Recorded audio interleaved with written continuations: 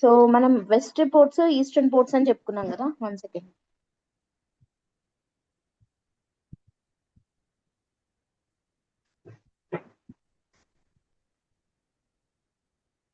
Western వి eastern వి అని విడివిడిగా చెప్పుకున్నాం కదా. ఒకసారి చెప్తారా ఏమేమి చెప్పుకున్నాము? వెస్టర్న్ వి బారుకచ్చ, బారుకచ్చ, సోపార, సోపార, కళ్యాణి కదా. కళ్యాణి. బారుకచ్చ, సోపార అండ్ కళ్యాణి. ఈస్ట్ వచ్చేసి మైసోలియా, కంటకశిల, కంటకశిల, కొడ్డూర, కొడ్డూర, కోరింగ, కోరింగ, అరికమేడు. అరికమేడు. సో ఇవి ఈస్టర్న్ సైడ్ పోర్ట్స్. వీటిల్లో మనము ఒక్కొక్క దాని గురించి చెప్పుకుందాము. ఫస్ట్ వచ్చేసి బారుకచ్చ. ఫస్ట్ వన్ అన్ని కాదు, కొన్ని ఇంపార్టెంట్ ఒక్కటి చెప్పుకుంటే చాలు. ఫస్ట్ వచ్చేసి Barukachha. Barukachha is present day it is known as Broach. Barukachha అని బ్రోచ్ అంటున్నాం. ఈ బ్రోచ్ ఎక్కడుంది? గుజరాత్. గుజరాత్ లో ఉంది. ఓకే, సో ఇది శాతవాహనాస్ యొక్క పోర్ట్ అని అంటున్నాం కదా. యాక్చువల్ గా శాతవాహనాస్ ది అన్నిటికన్నా ఈ అన్ని పోర్ట్స్ లలో మేజర్ పోర్ట్, వాళ్ళకి ఇంపార్టెంట్ పోర్ట్ ఏది అని అంటే ఇట్ ఈస్ కళ్యాణి. శాతవాహనాస్ యొక్క ఇంపార్టెంట్ పోర్ట్ కళ్యాణి. కానీ బారుకచ్చ వీళ్ళ కంట్రోల్లోకి వచ్చిన తర్వాత it became important port. Important port for Satavahanas. Important port for Satavahanas. First port వచ్చేసి కళ్యాణినే వీళ్ళకి ఇంపార్టెంట్ది. కానీ బారుకచ్చ ఎప్పుడైతే శాతవాహన కంట్రోల్లోకి వచ్చిందో అప్పటి నుంచి Barukachha became important port for Satavahanas అన్నమాట. సో వీళ్ళ దగ్గరికి రావడం అంటే అంతకుముందు ఈ బారుకచ్చ ఎవరి కంట్రోల్లో ఉన్నింది? Barukachha was under the control of Shakas. It was under the control of ఎవరి దగ్గర ఉన్నింది? ఇది షాకాస్ దగ్గర ఉండింది. అయితే ఈ షాకాస్ లో మళ్ళీ మనకి గ్రేటెస్ట్ రూలర్ ఎవరని చెప్పుకున్నాం, గుర్తుందా? నహపాణ. గుడ్. సో ఈ నహపాణని గౌతమిపుత్ర శాతకర్ణి ఎప్పుడైతే చంపేస్తాడో, సో నహపాణ ఎప్పుడైతే చనిపోతాడో ఆ తర్వాత from then onwards Barukachcha became a part of Satavahana empire. Okay, so during the time of Gautamiputra Satakarni వీళ్ళకి బారుకచ్చ పోర్టు వచ్చింది. ఓకే, సో గౌతమిపుత్ర శాతకర్ణి ముందున్నంత వరకు రూలర్స్ ఉన్న టైంలో ఇంపార్టెంట్ పోర్ట్ ఏది అని అంటే it was Kalyani. Okay, Gautamiputra Satakarni నహపాణాన్ని ఓడించి చంపేసిన తర్వాత బారుకచ్చ వీళ్ళ కంట్రోల్లోకి వచ్చింది. ఆ తర్వాత from then onwards it became important port for Satavahanas. ఓకేనా. నెక్స్ట్ ఇది western side important port Barukachcha. Overall గా ఇంపార్టెంట్ పోర్ట్ ఏదనన్నా బారుకచ్చనే. కానీ ఈస్టర్న్ సైడ్ ఇంపార్టెంట్ పోర్ట్ ఏది అని అంటే అరికమేడు. ఏది? Arikamedu. Arikamedu is nothing but present day Puducherry. Arikamedu అంటే పాండిచ్చేరి, పుదుచ్చేరి ఉంది కదా, సో అది అరికమేడు. యాక్చువల్ గా పుదుచ్చేరి దగ్గర ఉన్న ప్లేస్, బట్ పుదుచ్చేరినే అని అనుకోవచ్చు. ఓకే, సో వీళ్ళ ఈ అరికమేడు నుండి శాతవాహనాస్ కి రోమన్ తో ట్రేడ్ ఎక్కువగా జరిగేది. రోమన్ ట్రేడ్ పీక్ లెవెల్లో ఉండింది అరికమేడు పోర్ట్ నుంచి. ఎట్లా తెలుస్తుంది మనకి అని అంటే ఈ అరికమేడు దగ్గర మనకి రోమన్ గోల్డ్ కాయిన్స్ చాలా దొరికాయి. అది ఎవరి టైంవి? శాతవాహనాస్ టైంది. శాతవాహనుల కాలానికి చెందినటువంటి రోమన్ గోల్డ్ కాయిన్స్ మనకి చాలా వరకు అరికమేడు పోర్ట్ దగ్గర దొరికాయి. That indicates Arikamedu port played a very important role of Satavahanas trade with Romans. ఓకేనా. ఏది? అట్టిరాల. ఆహా, కాదు కాదు, అది మీకు చెప్పాను కదా. అత్తిరాల అంటే కడప జిల్లా దగ్గర వస్తుంది అత్తిరాల. Arikamedu is in Tamil Nadu. పాండిచ్చేరి 2 చోట్ల దొరికాయి రోమన్ గోల్డ్ కాయిన్స్. అక్కడ దొరికాయి, ఇక్కడ దొరికాయి. ఓకే ఓకే ఇది మ్యామ్ కూడా చెప్పండి. కళ్యాణి పోర్ట్ వచ్చేసి మీరు కర్ణాటక అని చెప్పారు మ్యామ్, కానీ మహారాష్ట్ర అని చూపిస్తుంది. కరెక్ట్ గా కళ్యాణి పోర్ట్ అది బార్డర్ లాగా ఉంటది కర్ణాటక మహారాష్ట్ర. కర్ణాటకనే యాక్చువల్ గా అది కళ్యాణి. మహారాష్ట్ర Okay. కిందికి రాదు, కర్ణాటక కిందికే వస్తుంది కళ్యాణి. మీకు తర్వాత వెస్ట్రన్ చాళుక్యాస్ అని వస్తారు. ఈ వెస్ట్రన్ చాళుక్యాస్ వీళ్ళ మెయిన్ బేస్ కర్ణాటకనే. వీళ్ళని కళ్యాణి చాళుక్యాస్ అని కూడా అంటాం, because they belong to area Kalyani. ఈ కళ్యాణి కర్ణాటక కిందికే వెళ్తుంది. Okay. మహారాష్ట్రలో కళ్యాణ్ అని ఒక ఏరియా ఉంది, మేబీ అది కన్ఫ్యూజ్ అయి ఉండొచ్చు. Yes, ma'am. ఓకే, మహారాష్ట్రలో కళ్యాణ్ అని ఒక ప్లేస్ ఉంది, కానీ పోర్ట్ కళ్యాణి వచ్చేసి ఇది కర్ణాటక కిందికి వెళ్తుంది.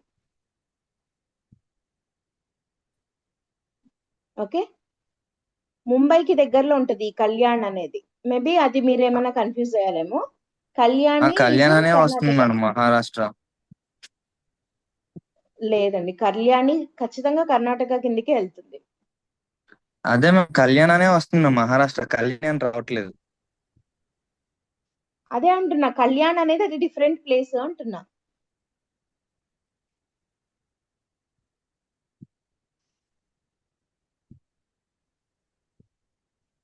ఓకే, సో ఈ అత్తిరాల అనేది కడప. ఇక్కడ కూడా రోమన్ గోల్డ్ కాయిన్స్ దొరికాయి, కానీ మనం పోర్ట్ లో ఈ అత్తిరాల పేరు చెప్పుకోలేదు, ఎందుకంటే ఇది పోర్ట్ ఏరియా కాదు. Port I mean see port కాదు ఇది. ఓకే, ఇది జస్ట్ ఒక రివరైన్ పోర్ట్ అంతే. Okay madam. కాబట్టి మనం ఇక్కడ చెప్పుకోలేదు ఇది. ఈ అత్తిరాల దగ్గర కూడా రోమన్ గోల్డ్ కాయిన్స్ దొరికాయి, అరికమేడు దగ్గర కూడా రోమన్ గోల్డ్ కాయిన్స్ దొరికాయి. బట్ అరికమేడు ఈస్టర్న్ పోర్ట్స్ లలో ఇంపార్టెంట్ పోర్ట్. ఓకే, ఈ అరికమేడు గురించి, అక్కడ జరిగిన ఈ రోమన్ ట్రేడ్ గురించి స్పెసిఫిక్ గా మెన్షన్ చేసినటువంటి బుక్స్ మీకు ఇంతకు ముందు కూడా చెప్పాను. ఇవి సీ పోర్ట్స్ గురించి చెప్పినది పెరిప్లస్ ఆఫ్ ఎరిత్రియన్ సీ అని చెప్పాను కదా, ఎస్ మేడం. ఒక అన్నోన్ ఆథర్ రాశాడు అని చెప్పి. పెరిప్లస్ ఆఫ్ ఎరిత్రియన్ సీ అనే బుక్ లో ఉంది. అండ్ తర్వాత ప్లినీ రాసిన న్యాచురల్ హిస్టరీ అనే బుక్ బై ప్లినీ అనే ఆథర్ రాసిన న్యాచురల్ హిస్టరీ అనే బుక్ ద్వారా, తర్వాత ఒక అన్నోన్ ఆథర్ రాసిన పెరిప్లస్ ఆఫ్ ఎరిత్రియన్ సీ అనే బుక్ ద్వారా మనకి ఓవరాల్ గా పోర్ట్స్ గురించి, పర్టికులర్లీ అరికమేడు గురించి స్పెసిఫిక్ గా మెన్షన్ చేసినటువంటి బుక్స్ ఇవి.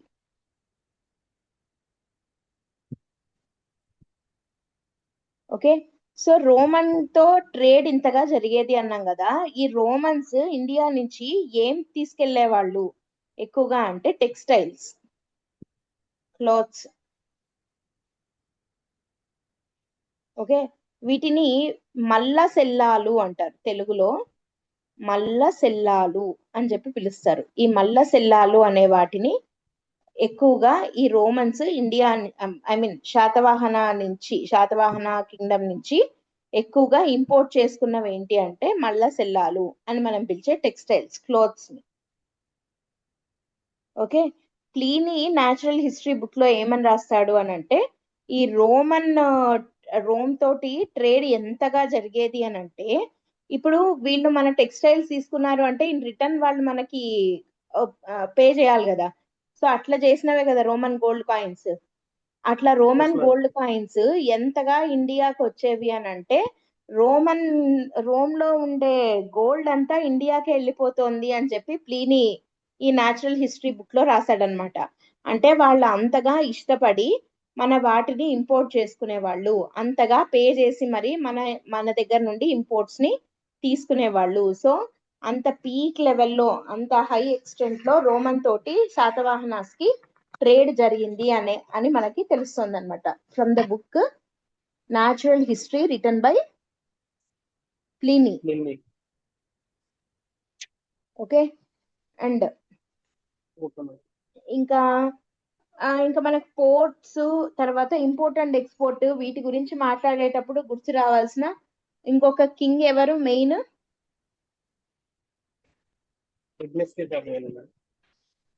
Imports and exports trade foreign trade అని అంటే గుర్తొచ్చే శాతవాహన కింగ్ ఎవరు? శాతకర్ణి 2. శాతకర్ణి టూవా? యజ్ఞశ్రీ శాతకర్ణి. యజ్ఞశ్రీ శాతకర్ణి. యజ్ఞశ్రీ శాతకర్ణి ఎందుకు చెప్పండి? కాయిన్స్ పైన double master. Double mast ship గుర్తున్న కాయిన్స్ వేయించాడు, వేయించిన ఫస్ట్ కింగ్ అని చెప్పి చెప్పొచ్చు. సో కాబట్టి Yajnashri Satakarni is very famous for his focus on foreign trade. So foreign trade చేసే వాళ్ళని ఏమంటారని చెప్పుకున్నాం చెప్పండి, గుర్తుందా?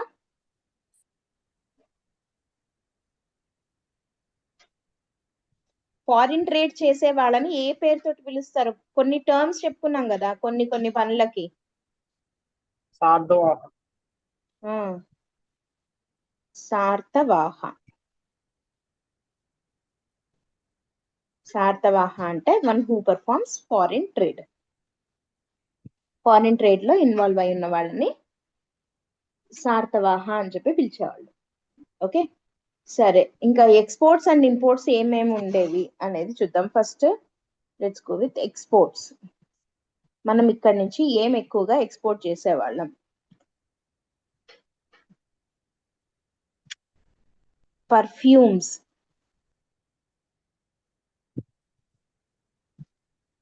Okay, Ivory,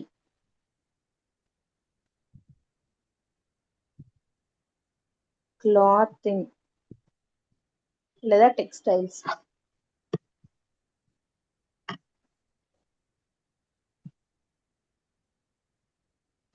decorative items, decoration items లేదా మేకప్ ఐటమ్స్ ఇట్లాంటివి. తర్వాత డైమండ్స్,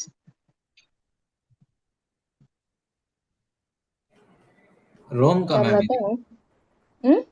రోమ్ ఎక్స్పోర్ట్స్ మ్యామ్ ఇవి? ఏంటి అర్థం కాలేదు? రోమ్ కంట్రీకి ఎక్స్పోర్ట్ చేసేవారు మ్యామ్ ఇవి? రోమ్ ఒక్కటనే కాదు, జనరల్ గా అన్నిటికీ. Okay. మనం రోమ్ తో కాకుండా జావా, సుమత్రా, బోర్నియా, ఈ ఇదే ఈ మలై పెనిన్సులా ఇటువైపు ఉన్న కంట్రీస్ కి కూడా ట్రేడ్ చేసేవాళ్ళు. ఎక్కువగా ట్రేడ్ జరిగింది with Rome. Okay, ma'am. Okay, perfumes, Ivory, clothing, particular గా దీంట్లో సిల్క్ క్లాత్. తర్వాత makeup items, diamonds, jaggery, jaggery అంటే బెల్లం అంటాం కదా, జాగరీ. తర్వాత బీటల్ లీవ్స్ ఐడియా ఉన్నాయా? తమలపాకులు అంటాం.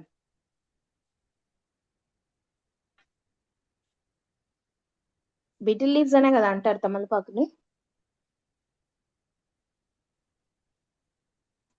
సో వీటిని ఎక్కువగా ఎక్స్పోర్ట్ చేసేవాళ్ళు. ఈ తమలపాకుల ఎక్స్పోర్ట్ ఎంత ఫేమస్ అంటే, ఈ తమలపాకుల ఎక్స్పోర్ట్ చేసే ఒక ఒక గ్రూప్ మొత్తము, మనము ఒకటి చెప్పుకున్నాం గుర్తుందా మీకు, శ్రేణి సిస్టమ్ ఉండేది అని చెప్పి. Yes, madam. శ్రేణి సిస్టమ్ ఉండేది అని చెప్పుకున్నాం కదా. అట్లా తమలపాకుల లో ట్రేడ్ చేసే వాళ్ళు ఒక శ్రేణిగా ఫామ్ అయ్యారు. దాన్ని పర్ణిక శ్రేణి అంటారు. ఏమంటారంటే Interesting. పర్ణిక శ్రేణి. పర్ణిక, పర్ణిక అంటే తమలపాకు అని.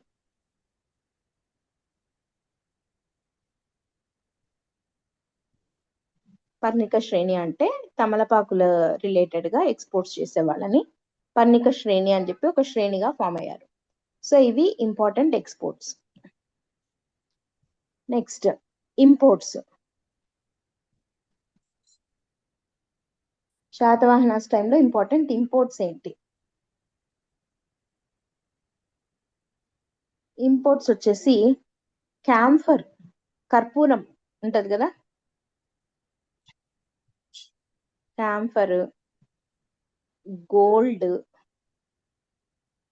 తర్వాత పర్ల్స్, ముత్యాలు, తర్వాత alcohol.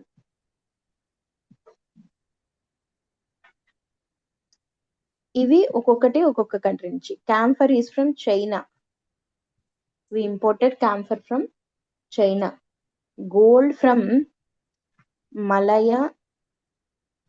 Malayan peninsula and Sumatra islands ఉన్నాయి కదా, జావా, సుమాత్రా, అక్కడ వాటి నుంచి. And pearls from again Malay peninsula. Alcohol from Italy and Arabian nations నుంచి ఆల్కహాల్ ని ఇంపోర్ట్ చేసుకునేవాళ్ళు. సో ఇట్లా ఇంపోర్ట్స్ ఉండేవి.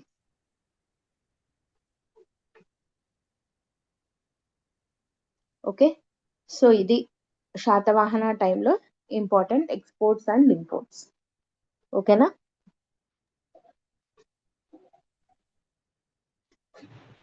క్లియరా? దీంతో వీళ్ళ టైం నాటి ఎకనామిక్ కండిషన్స్ కంప్లీట్ అయిపోయాయి. ఇప్పుడు లిటరేచర్కి వెళ్దాం. శాతవాహన టైం నాటి లిటరరీ కండిషన్స్ లేదా లిటరేచర్ కండిషన్స్ అనే కన్నా లిటరరీ కంట్రిబ్యూషన్స్ అందాం. Literary contributions during the time of Satavahanas, అంటే వాళ్ళ టైంలో లిటరేచర్ రిలేటెడ్ గా జరిగినటువంటి డెవలప్మెంట్స్ ఏంటి అని చెప్పి. ఓకే, సో వీటిల్లో చాలా మటుకు మీకు తెలిసినవే కాబట్టి ఫాస్ట్ గా ఫినిష్ చేసేయచ్చు మనం. ఫస్ట్ ఒకటి చెప్పండి, వీళ్ళ టైం నాటి అఫీషియల్ లాంగ్వేజ్ ఏంటి? ప్రాకృత్. ఓకే. ఇన్స్క్రిప్షన్ లాంగ్వేజ్ ఏంటి? ప్రాకృత్ అగైన్. ఓకే, కానీ ప్రాకృత్ కాకుండా ఉన్న లాంగ్వేజెస్ ఏమేమి ఉన్నాయి? సాంస్క్రిట్ ఉంది, పాలి ఐడియా ఉందా? బుద్ధిజం ఎక్కువగా పాలీలో కానీ ప్రాకృతిలో కానీ ఉంటాయి.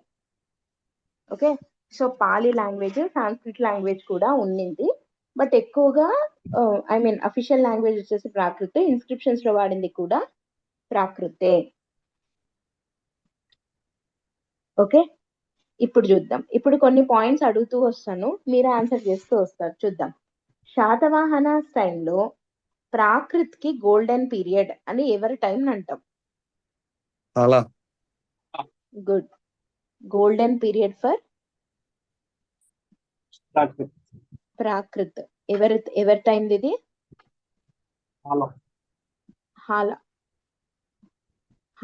హాలా ఎన్నో కింగ్ చెప్పండి, గుర్తున్నాడా? నెంబర్ ఏమన్నా? 17th king. Very good, 17th king. And ఈయనకున్న టైటిల్స్ చెప్పండి ఒకసారి. కవిరాజా, కవివత్సల. ఈయన ఏం రాశాడు? గాథా సప్తశతి. దీనికి ఈయనకి హెల్ప్ చేసిన వాళ్ళు ఎవరు? మాధవి, రేవ,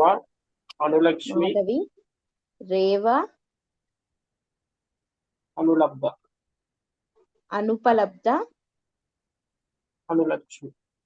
అనులక్ష్మి. గుడ్. సో ఈ గాథా సప్తశతి ఏ లాంగ్వేజ్ లో రాశాడు? హాలా ఆఫ్ కోర్స్ ప్రాకృత్. ఈయన టైంలో ఇంకో కోర్ట్ పోయెట్ పేరేంటి? కుతూహల. అండ్ ఈ కుతూహల రాసిండేది ఏంటి? Lilavati Parinayam. This is also written in Prakrit. So ఈ Lilavati Parinayam is about Hala and Lilavati యొక్క మ్యారేజ్ గురించి. వీళ్ళిద్దరు పెళ్లి ఎక్కడైందని చెప్పాడు? ద్రాక్షారామం. అంతే, డన్. హాలా గురించి కంప్లీట్ అయిపోయింది. So first point, golden period for Prakrit అని హాలా అని అంటాము. ఆ పాయింట్ తోటి మొత్తం డివిజన్ అయిపోయింది, అంతే కదా? అండ్ నెక్స్ట్ ఇప్పుడు చూద్దాం. ఇక్కడ ఇంకా కొన్ని పాయింట్స్ చెప్పుకోవాలి గాథా సప్తశతి గురించి మీకు తెలిసిన దానికన్నా. అవేంటి అని అంటే, Gatha Saptashati starts with the prayer of Pashupati prayer of Pashupati. Okay, starts with the prayer of Pashupati. Pashupati అంటే శివ, లార్డ్ శివ కదా. పశుపతి స్తోత్రంతో స్టార్ట్ అవుతుంది. Starts with prayer of lord Pashupati. ఏది? గాథా సప్తశతి. అండ్ ఇది మీకు ఇంతకు ముందు కూడా చెప్పాను, గాథా సప్తశతి అంటే కంపైలేషన్ ఆఫ్ ఎన్ని స్టోరీస్? 700. 700 స్టోరీస్. సప్తశతి, శత అంటే 100, 7 అన్నాం కదా. So compilation of 700 stories. Okay, and దీంట్లో కొన్ని తెలుగు వర్డ్స్ ఉంటాయని చెప్పుకున్నాం, గుర్తుందా? Yes, madam. లైక్ అత్త, అద్దం, పొట్ట, పెంట, పిల్ల, బొంది, రంప, పాడి, అట్లాంటివి కొన్ని తెలుగు వర్డ్స్ మనకి ఫస్ట్ టైం కనపడతాయి ఈ బుక్ లో. ఓకే, సో ఈ book, this book reflects society of Satavahanas కదా. Yes, madam.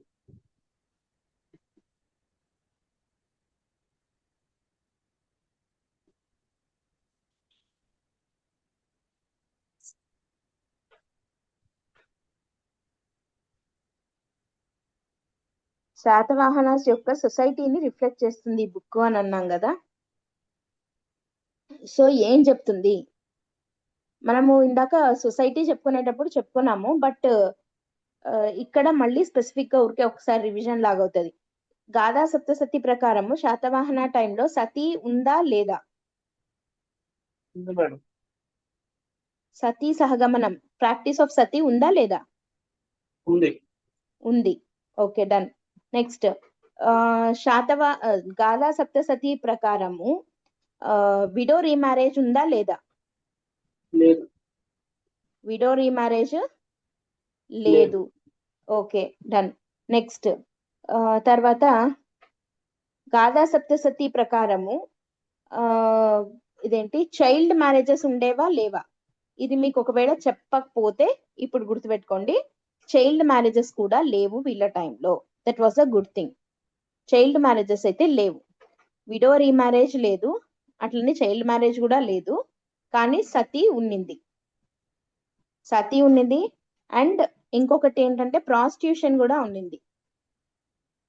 ప్రాస్టిట్యూట్స్ గా కూడా చాలా మంది ఉమెన్ ఉండేవాళ్ళు అని చెప్పి గాథా సప్తశతి చెప్తుంది అనమాట. ఓకే, అండ్ ఇది ఆ టైం నాటి టైం అంటే లైక్ ఎట్లా వాళ్ళు టైం పాస్ చేసేవాళ్ళు అప్పుడున్న ప్రజలు అని చెప్పి చెప్తూ ఏమని చెప్పేదంటే group dancing was favourite pastime అని చెప్పి చెప్పేది. ఫేవరెట్ పాస్ టైం, ఎట్లా టైం పాస్ చేసేవాళ్ళు అప్పుడున్న ప్రజలు అంటే గ్రూప్ డాన్సింగ్ అంటే బృంద నాట్యాలు అంటారు, అందరు కలిసి డాన్స్ చేయడము అట్లాంటివి.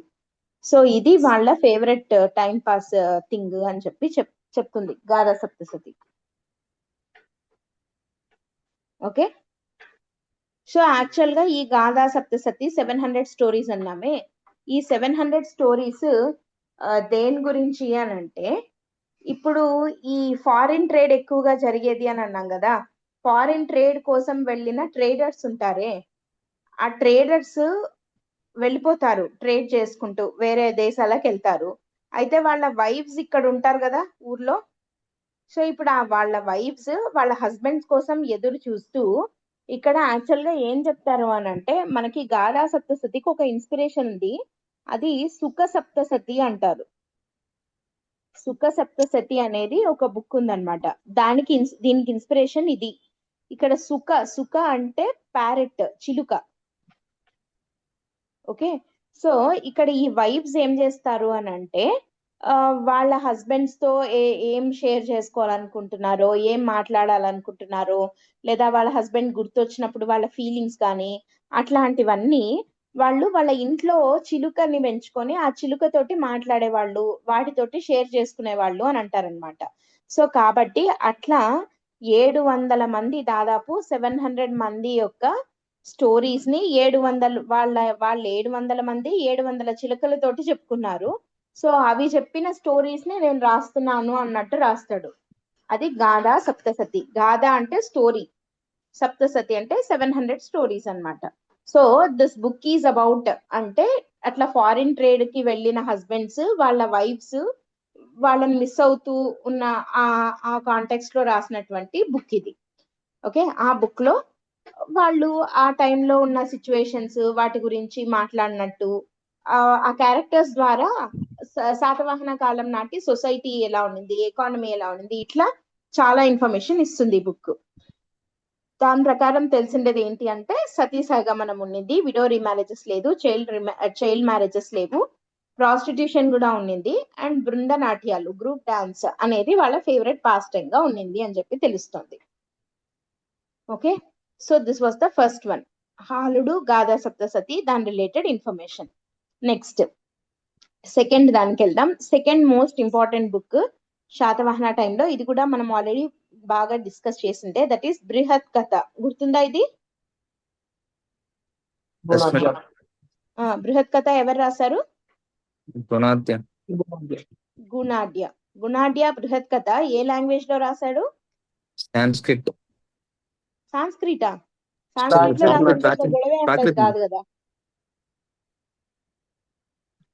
ప్రాకృతిలో కదా రాశాడు.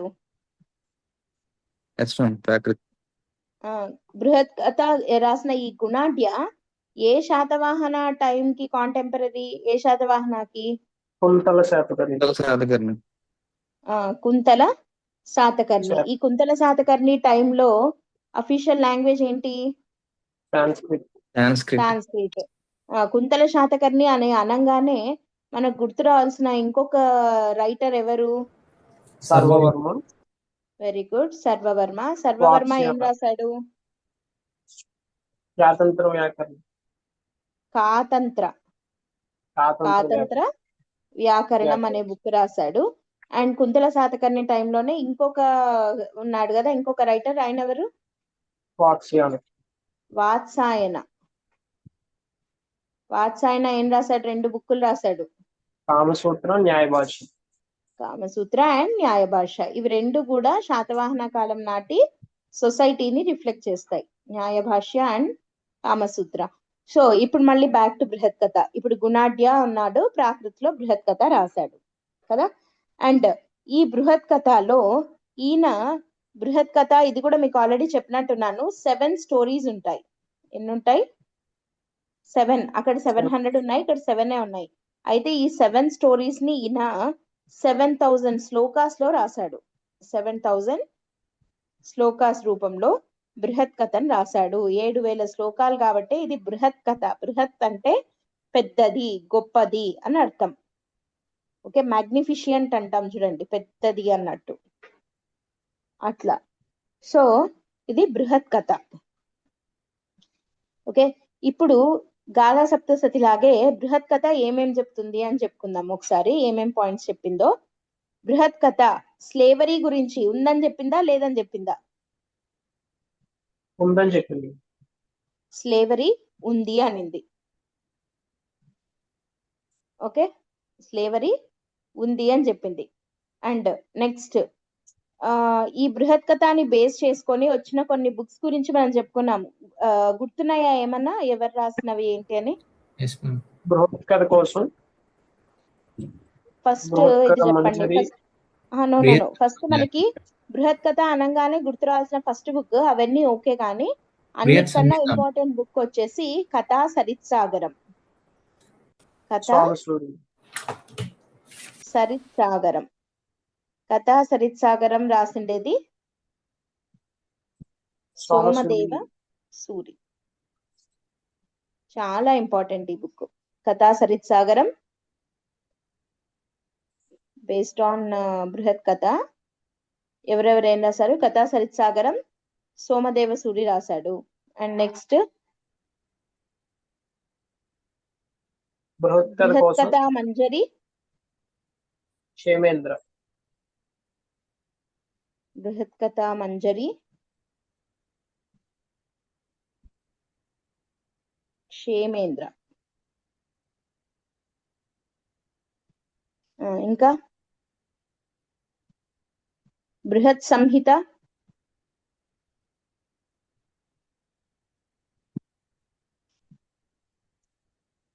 సంహిత చెప్పలేదా? చెప్పారు మేడం. వరాహమిహిర ఎవరు రాశారు? వరాహమిహిర. వరాహమిహిర బృహత్ సంహిత అనే బుక్ రాశాడు. గుర్తులేదా అది? వరాహమిహిర రాసిన బుక్ ఏంటి? బృహత్ సంహిత. బృహత్ సంహిత.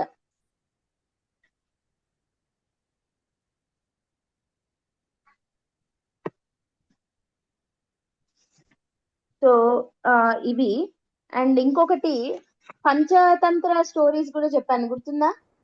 విష్ణు ఎస్ శర్మ. మేడం, చూపించారు మేడం. విష్ణు శర్మ. ఆ పంచతంత్ర కథలు కూడా దీన్ని బేస్ చేసుకొని కదా. Yes madam. అంటే ఇవన్నీ సాంస్క్రిట్ మేడం. ఇవి కొన్ని సాంస్క్రిట్ ఉన్నాయి, కొన్ని ప్రాకృత ఉన్నాయి. చెప్తాను ఒక్క సెకండ్. పంచతంత్ర వచ్చేసి సాంస్క్రిట్,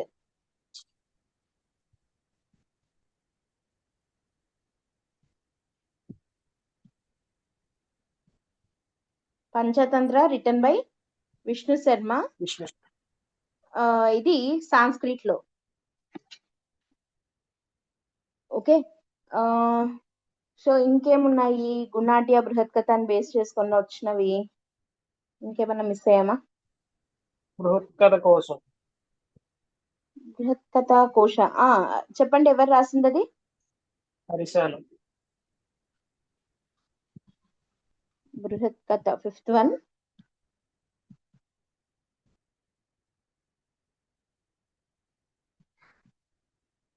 బృహత్ కథ కోశ ఎవరు రాసింది? హరిసేన. ఎవరు? హరిసేన. హరిసేన బృహత్ కథ కోశ.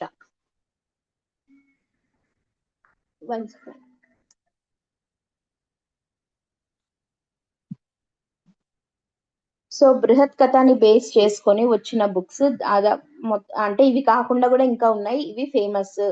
వాటిల్లో కథా సరిత్సాగరం సోమదేవ సూరి, బృహత్ కథా మంజరి క్షేమేంద్ర, బృహత్ సంహిత వరాహమిహిర, పంచతంత్ర కథలు విష్ణు శర్మ, బృహత్ కథా కోశ హరిసేన. ఇవి చాలా చాలా ఇంపార్టెంట్. ఇవి మ్యాచ్ ద ఫాలోయింగ్ లాగా చాలా సార్లు అడిగారు. ఓకే. So very important. ఖచ్చితంగా ఒకటన్నా బృహత్ కథ గాని బృహత్ కథ గుణాఢ్య ఈజీగా పెట్టేస్తాం కాబట్టి దాని నుండి వచ్చిన ఈ బుక్స్ మీద అయితే ఖచ్చితంగా మనకి క్వశ్చన్ అడుగుతారు. దీంట్లో కథా సరిత్సాగరం సాంస్క్రిటే, పంచతంత్ర కథలు సాంస్క్రిటే, అండ్ ఈ మూడు బృహత్ కథ మంజరి అయితే ప్రాకృత్ షూర్ గా, బృహత్ సంహిత కూడా ప్రాకృతే అని అనుకుంటున్నా. ఇవి ఒక్కటే నేను కన్ఫర్మ్ చేసి చెప్తాను. 1 and 4 అయితే కంపల్సరీగా సాంస్క్రిటే. ఓకేనా? 2, 3 and 5 కన్ఫర్మ్ అంటే ప్రాకృతే. 99.9% అవి ప్రాకృతే. ఓకేనా? Okay madam. నెక్స్ట్. సో ఇది ఇంకేముంది? కుతూహలం ఆల్రెడీ మనం చెప్పుకున్నాం. లీలావతి పరిణయం కంప్లీట్ అయిపోయింది కదా. లీలావతి పరిణయం ప్రాకృత లాంగ్వేజ్ లోనే రాశాడు. అండ్ అది లీలావతి తోటి హాలుడికి జరిగిన పెళ్లి గురించి ఉంది. అది ఎక్కడ జరిగింది అంటే ద్రాక్షారామం దగ్గర జరిగింది అని చెప్పి ఉంది. ఓకే. అండ్ ఆ తర్వాత ఇంకేం మర్చిపోయాము? సర్వవర్మ కంప్లీట్ అయిపోయింది కదా. వాత్సాయన కంప్లీట్ అయిపోయింది.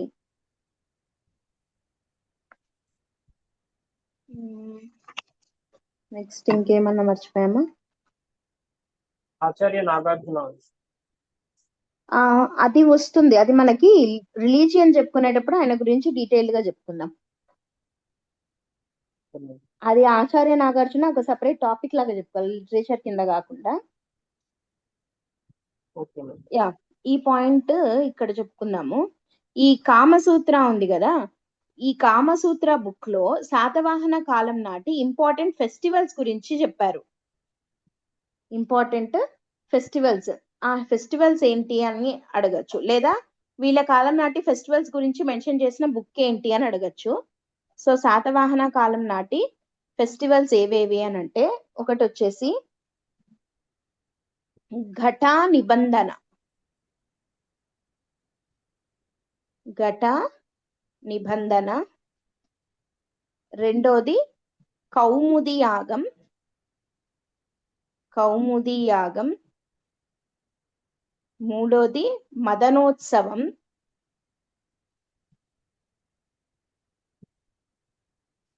నాలుగోది హాలక.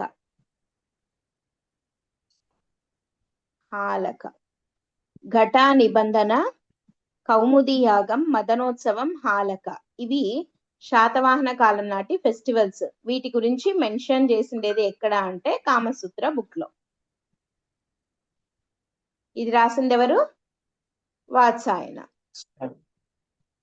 సో వాత్సాయన రాసిన ఈ బుక్ లో శాతవాహన కాలం నాటి ఇంపార్టెంట్ ఫెస్టివల్స్ గురించి మెన్షన్ చేయడం జరిగింది.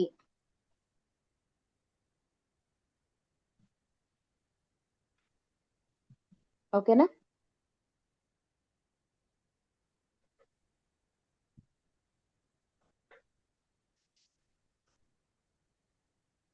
క్లియర్? Okay madam. సో ఇది శాతవాహన టైం నాటి లిటరేచర్ అంటే. కానీ శాతవాహనాస్ గురించి మనకు తెలియజేసే లిటరేచర్ ఇంకా ఉంటాయి. అంటే ఇది మన మన అంటే అదే శాతవాహనుల టైంలో లోకల్ వాళ్ళు రాసినటువంటి బుక్స్, దాని రిలేటెడ్ పాయింట్స్ ఇప్పుడు మనం చెప్పుకున్నది. ఇప్పుడు విదేశీ సాహిత్యం లైక్ అంటే ఫారిన్ ఆథర్స్, ఈ ప్లీనీ రాశాడు, పెరిప్లస్ ఆఫ్ ఎరిత్రియన్ సీ కొంచెం చెప్తుంది, గైడ్ టు జాగ్రఫీ అని ఒక బుక్, అట్లా చెప్పుకున్నాం కదా. సో వాటి గురించి చూద్దాం. అంటే ఫారిన్ లిటరేచర్, శాతవాహన టైంలోనే ఫారిన్ లిటరేచర్ అంటే వీళ్ళ టైం ని రిఫ్లెక్ట్ చేసే ఫారిన్ లిటరేచర్ గురించి ఇప్పుడు చూద్దాం. దాంట్లో ఫస్ట్ ప్లేస్ లో ఉండేది న్యాచురల్ హిస్టరీ. ఎవరు రాశారని చెప్పాను దీన్ని? Natural history book was written by Pliny. A language లో రాశాడు ఈయన అంటే లాటిన్. ఏ లాంగ్వేజ్ లో? లాటిన్. ఈ ప్లీనీ రోమ్ కి చెందిన ఆయన, అందుకే రోమ్ నుంచి మొత్తం గోల్డ్ అంతా పోతోంది అని బాధపడ్డాడు అని చెప్పానే. ఇతను రోమ్ అతనే. సో కాబట్టి ప్లీనీ లాటిన్ లాంగ్వేజ్ లో న్యాచురల్ హిస్టరీ అనే బుక్ రాశాడు. అండ్ ఈయన అసలు యాక్చువల్ గా ఈ బుక్ దేని గురించి? ఓన్లీ శాతవాహనాస్ గురించి అంటే కాదు. ఇది యాక్చువల్ గా ఈ రోమ్ కి ఈస్ట్ కు ఉండే మొత్తం అన్ని కంట్రీస్ యొక్క జాగ్రఫీ, తర్వాత వాటి యొక్క హిస్టరీ, వాటి యొక్క సొసైటీ, వాటి యొక్క ఎకానమిక్ కండిషన్స్ అన్నిటి గురించి మెన్షన్ చేయడం జరిగింది ఈ న్యాచురల్ హిస్టరీ బుక్ లో. ఓకే, సో ఎట్లా అడుగుతారు మనల్ని ఒక్కొక్కసారి క్వశ్చన్స్ అంటే, అదే ఇందాక చెప్పినట్టు ఆ రోమ్ మొత్తం గోల్డ్ అంతా ఇండియాకి వెళ్ళిపోతోంది అని బాధపడినటువంటి హిస్టారియన్ ఎవరు అని అడగచ్చు. ఎవరు? ప్లీనీ. అండ్ ఈయన మెన్షన్ చేసినటువంటి important eastern ports natural history book లో శాతవాహన కాలం నాటి ఈస్టర్న్ పోర్ట్స్ వేటి గురించి మెన్షన్ చేయడం జరిగింది? ఒకటి అరికమేడు, ఇంకోటి మైసోలియా. మైసోలియా అంటే ఏదని చెప్పాను? మచిలీపట్నం. సో ఈ రెండు eastern ports of Satavahanas important అని చెప్పి ప్లీనీ న్యాచురల్ హిస్టరీలో చెప్పాడు. అండ్ మొత్తము ఈ ఆంధ్ర వాళ్ళకంటే శాతవాహనాస్ కి 30 ఫోర్ట్స్ ఉన్నాయి అని కూడా చెప్పాడు. 30 కోటలు ఉన్నాయి అని కూడా చెప్పడం జరిగింది ప్లీనీ న్యాచురల్ హిస్టరీ బుక్ లో. Okay, next second one. ఇది చాలాసార్లే చెప్పుకున్నాం ఇప్పటికి. Periplus of Erythraean sea. Periplus of Erythraean sea. ఇది ఒక అన్నోన్ గ్రీక్ ఆథర్ రాసిన బుక్. ఒక అన్నోన్ గ్రీక్ ఆథర్. ఇది యాక్చువల్ గా ఒక బుక్ కాదు, ఇది మీకు ఆల్రెడీ చెప్పాను కదా నేను, ఇది ఒక డైరీ. ఇది ఒక డైరీ అంటే ఒక అన్నోన్ పర్సన్ ఆయన యొక్క డైరీ ఎంట్రీ లాంటిది ఇది పెరిప్లస్ ఆఫ్ ఎరిత్రియన్ సీ అనేది. అంటే రోజు అతను ఏం చేసేవాడు, ఎట్లా ఉండేది, ఆయన పోవడం రావడం, ఈ శాతవాహన పోర్ట్స్ లో జరిగే విషయాలు అవన్నీ ఆయన ఇందులో మెన్షన్ చేసేవాడు. అండ్ ఇది రాసిన లాంగ్వేజ్ వచ్చేసి గ్రీస్ లాంగ్వేజ్ లో రాశాడు.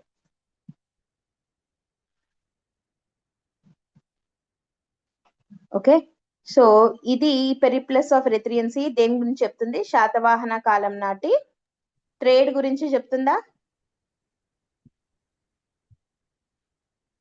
లేదా? ట్రేడ్ గురించి చెప్తుంది ఇది. ఓకే, నెక్స్ట్ ఈయన ఈ పెరిప్లస్ ఆఫ్ ఎరిత్రియన్ సీలో ఇంకొక విషయం మనకి ఏం తెలుస్తుంది అని అంటే, మీకు ఇందాక ఒక పాయింట్ చెప్పాను, బారుకచ్చా శాతవాహనాస్ కి వచ్చిన తర్వాత వాళ్ళకి ఇంపార్టెంట్ పోర్ట్ అయింది అని కదా. అంతవరకు ఏది ఇంపార్టెంట్ పోర్ట్ అని చెప్పాను? కళ్యాణి. సో ఈ బారుకచ్చా శాతవాహనాస్ కి ఎలా వచ్చింది అన్న విషయం కూడా ఈ బుక్ లో ఉంది. బారుకచ్చా పోర్ట్ శాతవాహనాస్ కి ఎలా వచ్చింది? శాతవాహనాస్ వర్సెస్ శాకాస్ జరిగినప్పుడు నహపాణ వర్సెస్ గౌతమిపుత్ర శాతకర్ణి అయితే, అప్పుడు గౌతమిపుత్ర శాతకర్ణి నహపాణాన్ని చంపేస్తే అప్పుడు బారుకచ్చా పోర్ట్ వీళ్ళ కంట్రోల్లోకి వచ్చింది అనే విషయం అంతా మనకి ఈ Periplus of Erythraean C book ద్వారా కూడా తెలుస్తోంది. And according to this book, Satavahanas యొక్క ఇంపార్టెంట్ పోర్ట్స్ ఏవేవి అని అంటే, వెస్ట్ కి వచ్చేసి ఇట్లా గుజరాత్ దగ్గర వచ్చేసి బ్రోచ్, ఓకే, అండ్ సౌత్ లో వచ్చేసి అరికమేడు, ఓకే, నెక్స్ట్ ఈస్ట్ కి వచ్చేసి కొడ్డూరా. ఈస్ట్ కి కొడ్డూరా అంటే ఏమని చెప్పాను గుర్తుందా? కొడ్డూరా అంటే గూడూరు.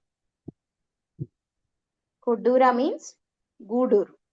సో ఈ 3 ఇంపార్టెంట్ పోర్ట్స్ అని, దాంట్లో కూడా మళ్ళీ అరికమేడు అనేది ఒక ఇంటర్నేషనల్ స్టాండర్డ్స్ ఉన్నటువంటి పోర్ట్. ఇంటర్నేషనల్ స్టాండర్డ్స్ ఉన్నటువంటి పోర్ట్ అని అరికమేడును మెన్షన్ చేసిండేది ఏ book? Periplus of Erythraean Sea. Okay, next third one, a guide to geography.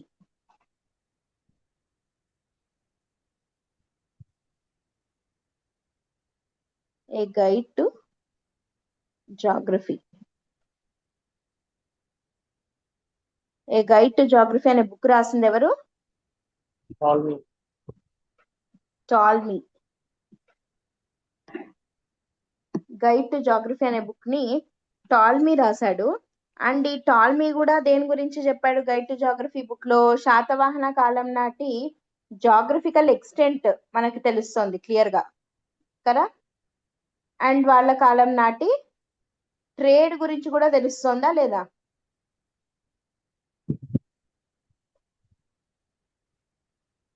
Yes or no?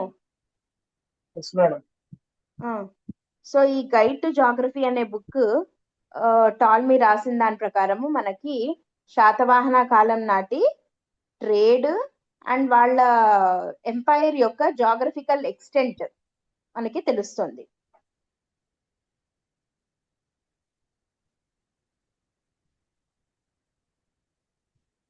ఇది ఏ లాంగ్వేజ్ లో రాసాడినా టాల్మీ? ఏ లాంగ్వేజ్ లో రాసుంటాడు? Greek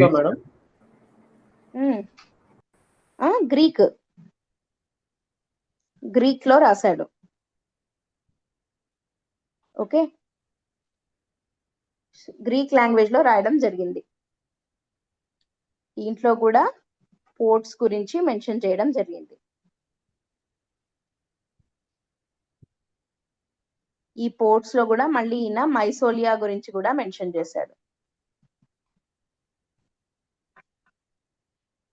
okay, next fourth one, Siyuki. ఏం బుక్? సియుకి. సియు సియుకి రాసింది హుయాన్ సాంగ్. సియుకి బుక్ రాసింది ఎవరు? హుయాన్ హియాన్ సాంగ్. సాంగ్. సియుకి కున్న ఇంకొక పేరు బుద్ధిస్ట్ రికార్డ్స్ అని. సియుకి అంటే దీనికి ఉన్న it is also known as Buddhist records. ఈ హుయాన్ సాంగ్ మిగతా వాళ్ళలాగా కాదు, ఈయనకి వేరే ఏ అదర్ ఇంటెన్షన్స్ లేవు. He just came to know about Buddhism, okay, to visit Buddhist places. Buddhism related అన్నీ కలెక్ట్ చేసుకొని, బుద్ధిజం ఫిలాసఫీని తెలుసుకొని, బుద్ధిస్ట్ ప్లేసెస్ ని విజిట్ చేసి, తనతో పాటు మళ్ళీ తిరిగి చైనాకి తీసుకెళ్ళిపోవడానికి వచ్చిన ఒక చైనీస్ ట్రావెలరే Hiuen Tsang. And he wrote a book called Siyuki. Okay, actual గా ఇతను 7th సెంచురీకి చెందినవాడు, కానీ ఇతను కూడా శాతవాహన టైంలో బుద్ధిజం ఎట్లా ఉండింది అని చెప్పి మనకి రాయడం జరిగిందనమాట. ఈ హుయాన్ సాంగ్ ఏమంటామంటే ప్రిన్స్ అమాంగ్ ట్రావెలర్స్ అంటారు. ఏమంటారు? Prince among travellers. Prince among travellers అని చెప్పి పిలుస్తారు. యాత్రికులలో యువరాజు అని. ఓకే, సో ఈయన ఏంటి అని అంటే కాశ్మీర్ నుంచి కన్యాకుమారి వరకు మొత్తం ఇండియా అంతా తిరిగి బుద్ధిజం రిలేటెడ్ అన్నిటినీ కలెక్ట్ చేశాడనమాట. So obviously Satavahanas were main patrons of Buddhism కదా, కాబట్టి తన బుక్ లో శాతవాహనాస్ గురించి, వాళ్ళ టైంలో వాళ్ళు బుద్ధిజం ఎట్లా ప్యాట్రనైజ్ చేశారు అనే దాని గురించి మెన్షన్ చేయడం జరిగింది. Okay, and next very important and last one ఏంటది అని అంటే ఇండికా. ఇండికా ఎవరు చెప్పండి రాసింది? Megasthenes. In which language he wrote this?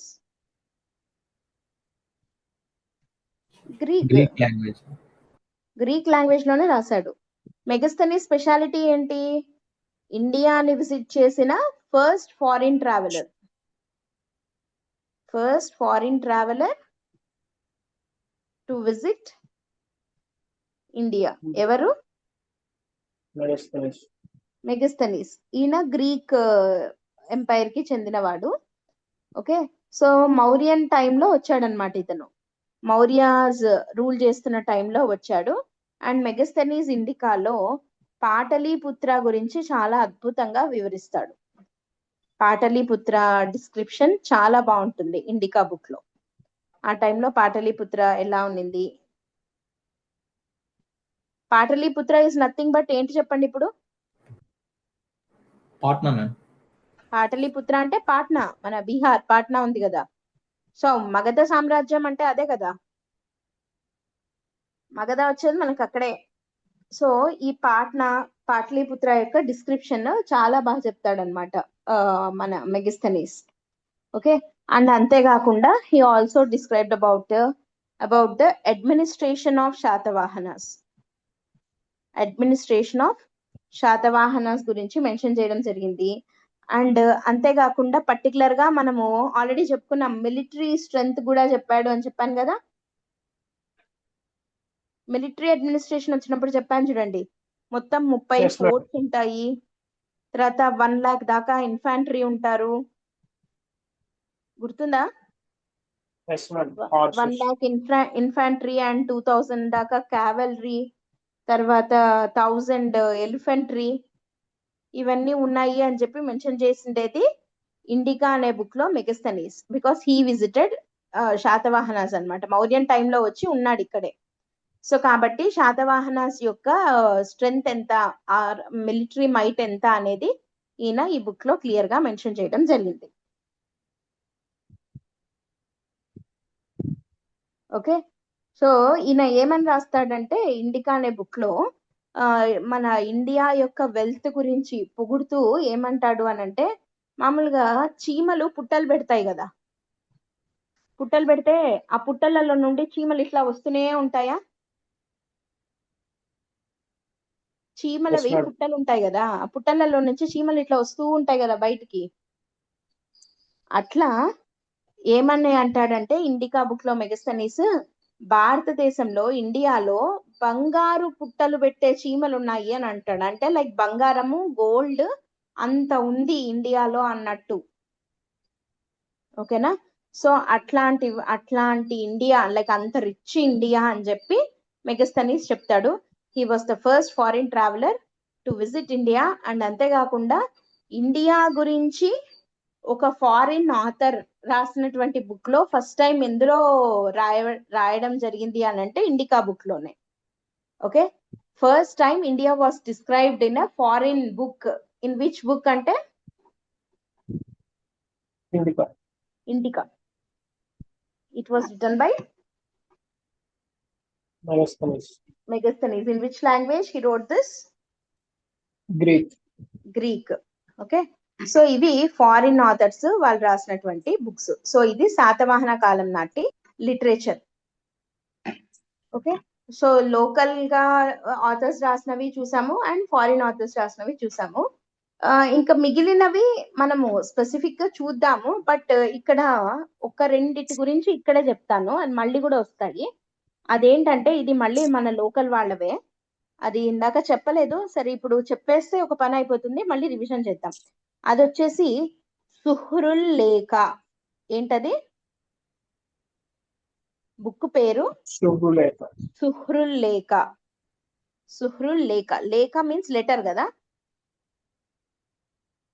సుహ్రుల్ లేఖ. ఈ సుహ్రుల్ లేఖ అనే బుక్ రాసిండేది ఆచార్య నాగార్జున. ఎవరు రాశారు?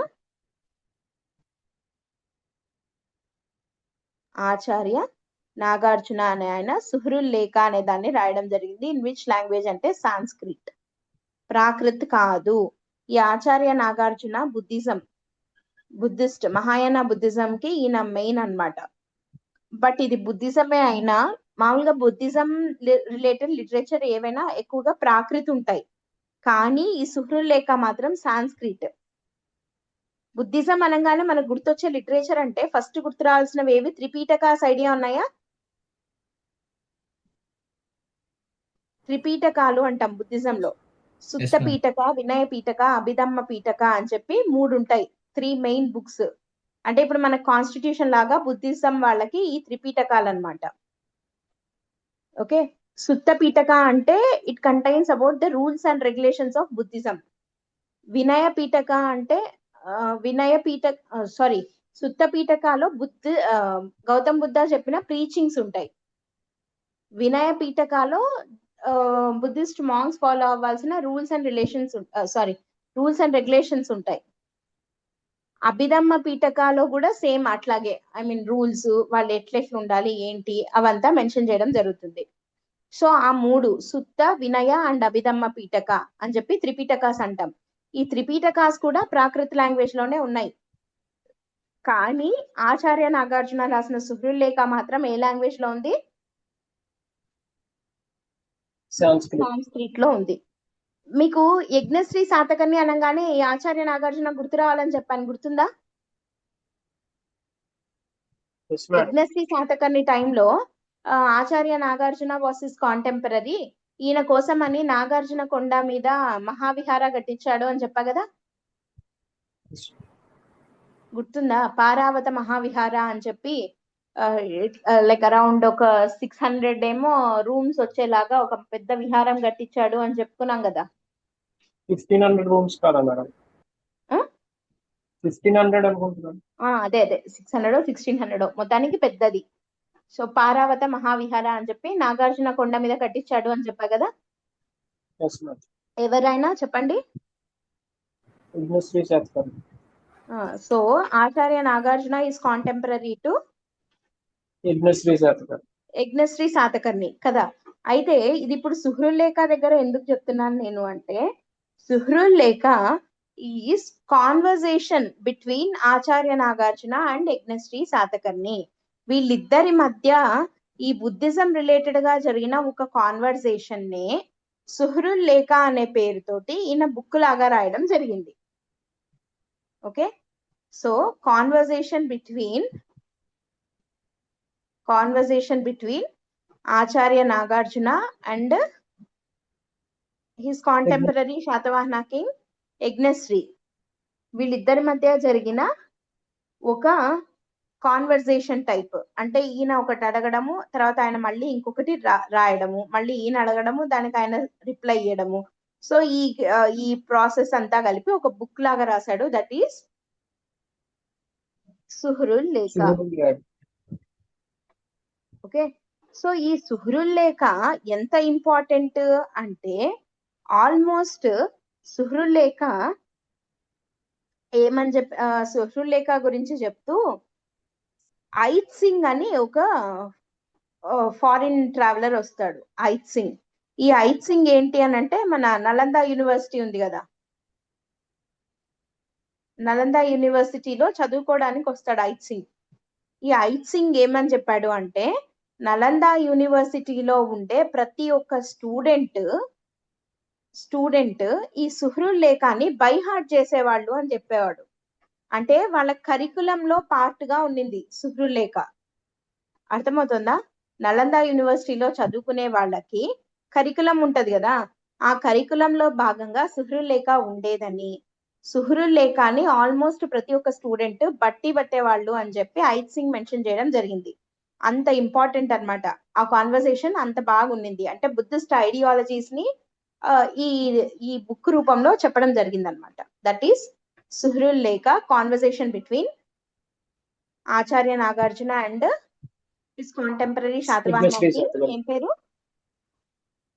యజ్ఞశ్రీ శాతకర్ణి. యజ్ఞశ్రీ శాతకర్ణి. మీకు ఇండియన్ హిస్టరీ ఐడియా ఉందా? Yes ma'am. ఇండియన్ హిస్టరీ చదివారా? ఈ సుహ్రుల్ లేఖ చెప్తుంటే ఇండియన్ హిస్టరీ చదివితే మీకు ఏదన్నా గుర్తొస్తుందా?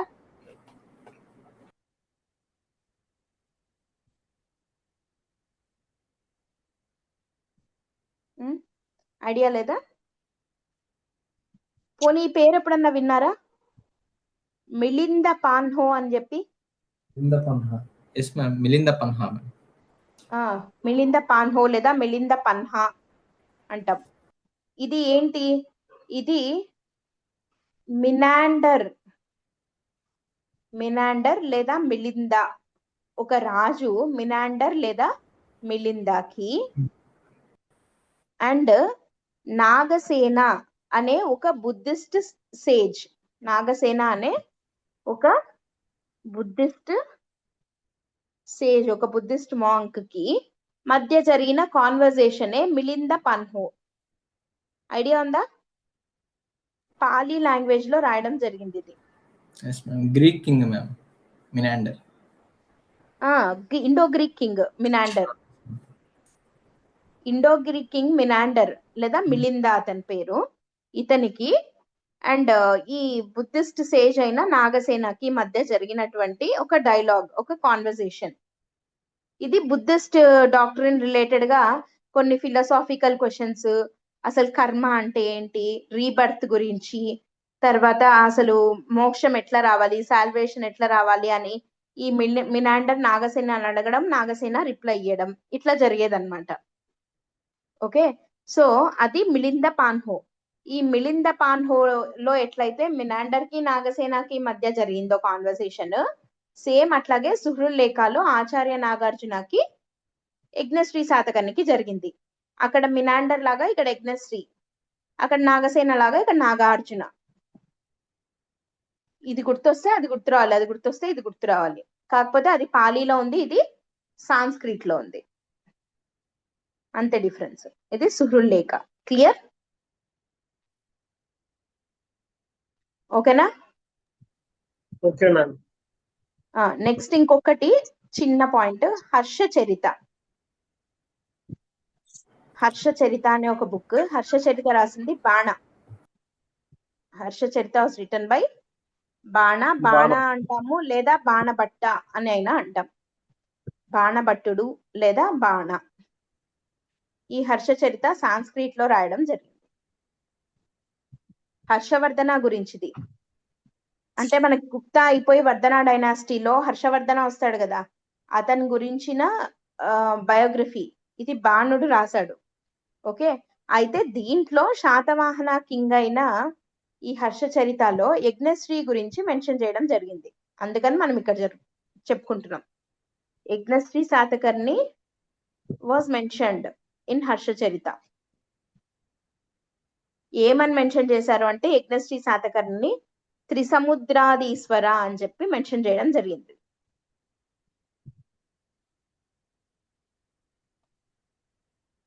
ఏమని మెన్షన్ చేశాడు? త్రిసముద్రాధీశ్వర. త్రిసముద్రతోయ పీతవాహన ఈస్ గౌతమిపుత్ర శాతకర్ణి. త్రిసముద్రాధీశ్వర ఈస్ యజ్ఞశ్రీ శాతకర్ణి.